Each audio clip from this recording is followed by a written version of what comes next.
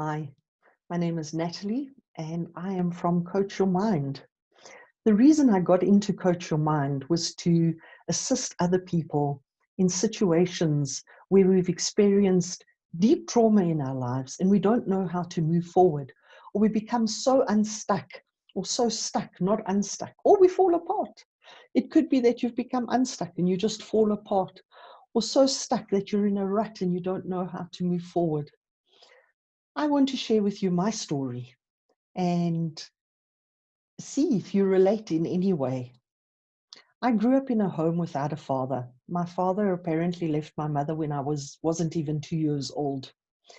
I had siblings, but my mom only had them when I was 9 years old.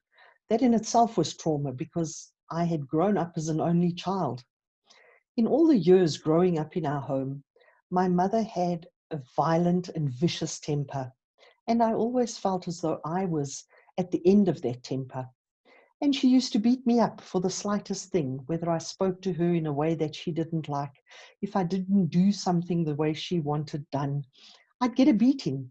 And she'd never use a slipper or a wooden spoon or anything like that. She'd use her fists. And it sounds dreadful, and it felt dreadful. And I think that I bottled a lot of that up.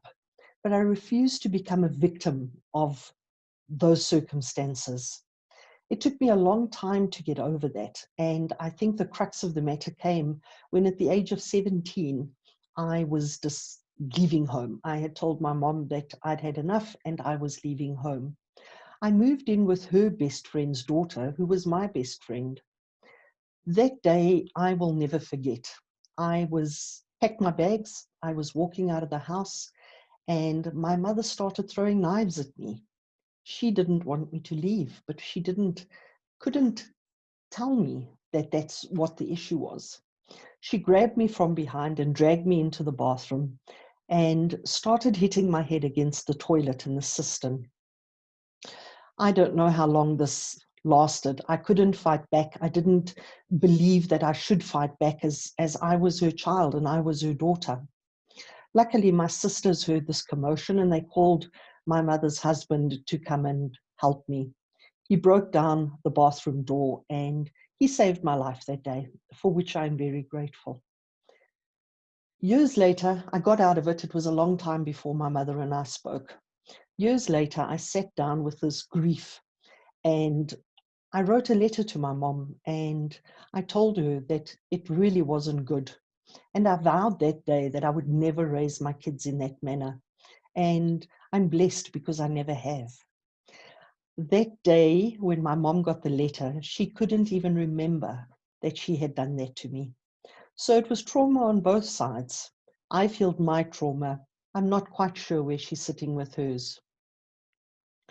After leaving school, I went overseas and I traveled for a bit. I actually got to meet my father for the first time. And even though I thought that was a really nice experience, and I found out I had lots of other siblings, one doesn't realize the implications of that. But I met my father, and turned out that he wasn't such a nice guy after all. He'd beaten up his wives. So my mother and I think, could be very grateful that he wasn't around to be there for us or to beat us up. It also turned out that my father decided that I was young and sexy and he wanted to sleep with me. That was the end of that relationship, and I hot-tailed it out of his place extremely quickly. I got back to South Africa and everybody was pressuring me on, you have to get married and you have to settle down and you have to have a family. Well, I wasn't ready, but I fell foul of doing this. Maybe I was still feeling insecure about my father's issues. I met and married a man who was 15 years older than me. Daddy issues, son? Yeah, I think so. Anyway, we got married. I took on 3 children. I was 21 at this time, 3 stepchildren, ages 9, 7, and 4. Not an easy task. I didn't believe that I wasn't going to make a difference. I knew I would. Anyway, life carried on. Turned out that my husband was actually a little bit of a sicko, and the abuse started. He only physically hit me once. I fought back. I wasn't going to sit down and take that for any love or money. Unfortunately, the abuse became emotional. That's a totally different kettle of fish.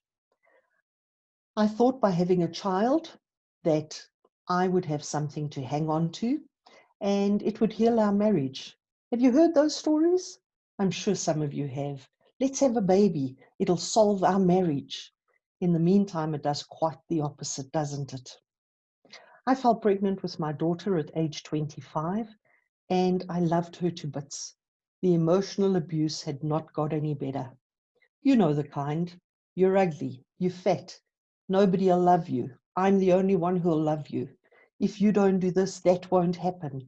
I'm sure you know what I'm talking about. The scars run very, very deep. After enough of this, I decided it was time to leave. Because I was going to be a single mom, I decided to have a little gynae visit, as I was not going to be a single mom with any other children. I went to the gynae, he did a scan, I told him the situation, he was willing to tie my tubes. After the scan or during the scan, he packs up laughing at me. You can't go ahead with this. I said, what's the problem, doctor? Congratulations, you 6 weeks pregnant with twins. Well, he was excited. I cried for the following 8 months. There was no ways I was going to terminate this pregnancy. I believe in life, and I'm blessed today that I didn't, because I have the most amazing twin boys that any mother could wish for. I then had to make a big decision.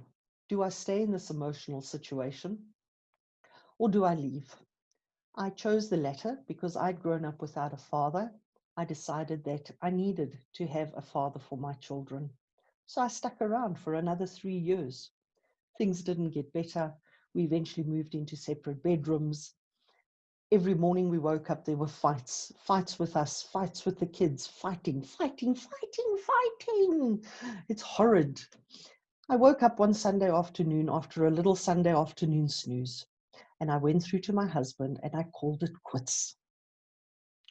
His first words to me were, well, we'll now split the finances. I thought, well, I'm not really losing much, am I? Let's call it quits. I then took my children and we moved into a little cottage up the road from where my now ex-husband was staying. I wanted to give him the opportunity of still being able to see the children and for the children to be able to see their dad. 2-3 weeks later, I lost my gran. My gran was the person who was always there for me. She always interceded with my mom. She was my rock. She was my angel, and I love her. Unfortunately, she passed away.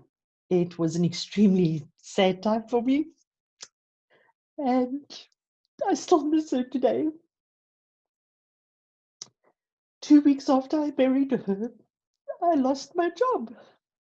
So now, trauma. I've carried twins full term to a man who is emotionally abusing me. I've lost my gran. I've now lost my job.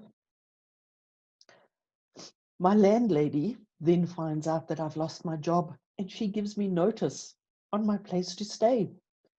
I'm now a single mother with 3 children, a daughter of 5 and twin boys of about 3.5 years old. I have to pick up the pieces, and I have to pick up those pieces quickly. I didn't have much time to find a place, and I didn't have family that were around to help me. They were living in a different province at the time. So I picked myself up and I dusted myself off and I found myself other work. And luckily for me, how blessed is this? I actually found a job that came with a cottage. So I moved myself and my children into this little cottage out in the northern parts of Joburg's on the old plots. things were great there. Unfortunately, the boss who I thought was going to be a wonder turned out not to be so nice.